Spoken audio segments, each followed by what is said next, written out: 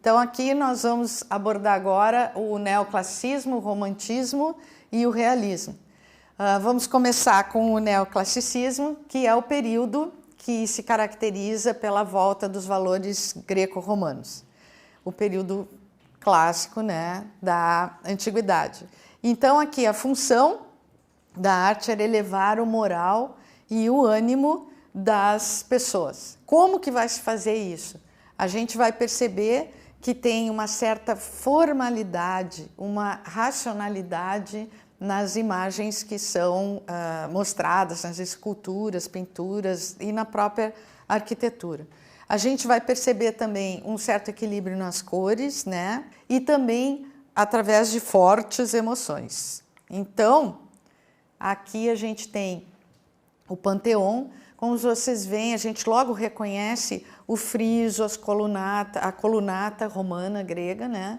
E a abóbada. Então, são prédios que eles vão ter essa imponência, né? E mostrar esse poderio de épocas passadas. Na pintura, a gente tem dois exemplos, é o Davi e o Ingres, que são dois pintores que eles foram diretores da Academia Nacional de Belas Artes, lá em Paris, e eles vão impor um determinado gosto, uma determinada forma de pintar. Como é que o primeiro deles foi o Davi? A gente percebe nessa cena, que é o juramento dos Horácios, que é tudo posado, tudo meio engessado. Por quê? Porque era calculado com a proporção áurea, os retângulos. Tem aqui um desenho invisível dessa rígida grade da proporção áurea, que era aquele princípio clássico da beleza. E a gente percebe que é uma cena que eles estão se despedindo para ir para a guerra e fazem o juramento na frente das suas mulheres.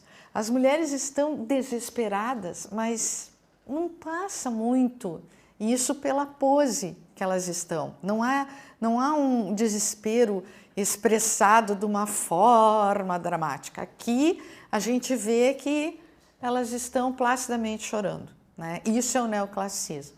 Aqui nós temos o outro exemplo, que é o Ingres, que é um retrato do Napoleão. É o Napoleão Bonaparte, o primeiro, aquele da mãozinha. E a gente vê essa pose que ele está ali naturalmente posando para o seu artista.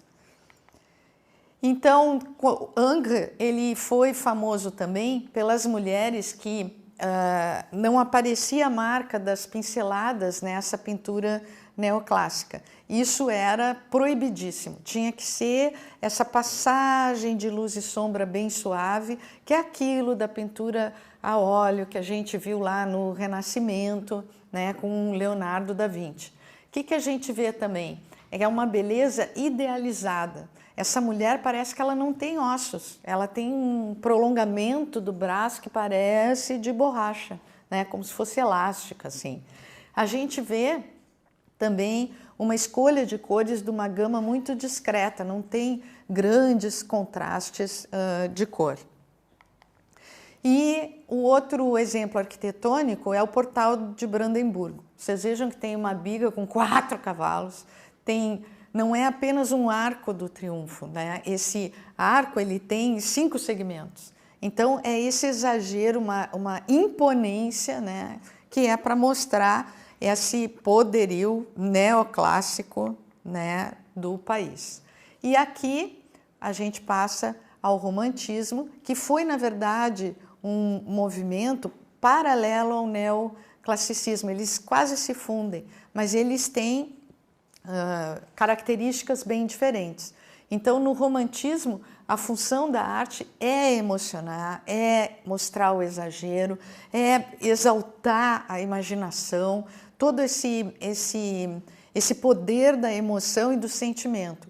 O artista, ele tinha que mostrar o eu sinto assim, eu penso assim, eu faço assim, né? Esse movimento foi um movimento também que pode-se dizer bem dramático. Aqui a gente tem o exemplo do Géricault, que é o barco da Medusa. Esse barco era um navio que trazia escravos da África. Ele naufragou e o capitão foge com a tripulação e eram, sei lá, umas 100 pessoas, sobraram 15 Então houve cenas de canibalismo, e quando eles chegaram em Paris, essa história foi contada e chocou toda a cidade. Então o Géricault, ele pega esse episódio da época que aconteceu e ele vai mostrar com toda a emoção no seu quadro. Outra coisa aqui é que essa forma de pintar, ela tem que ter pinceladas rápidas. Por quê? Porque elas traduzem essa emoção do artista. Não é para ficar lambendo a tela, fazendo uma passagem bem suave, né? Isso era lá no neoclassicismo. Aqui tem que mostrar o contraste de luz e sombra, essas pinceladas rápidas e borradas, né? Uma composição em diagonais, que isso mostra movimento, né? E vai mostrar esse sublime, é como o homem se depara com essa natureza, como ele se sente pequeno, como ele pode contemplar isso, que ao mesmo tempo que atrai, também dá um certo medo. E aqui a gente não pode esquecer que essa emoção toda, ela teve origem na literatura.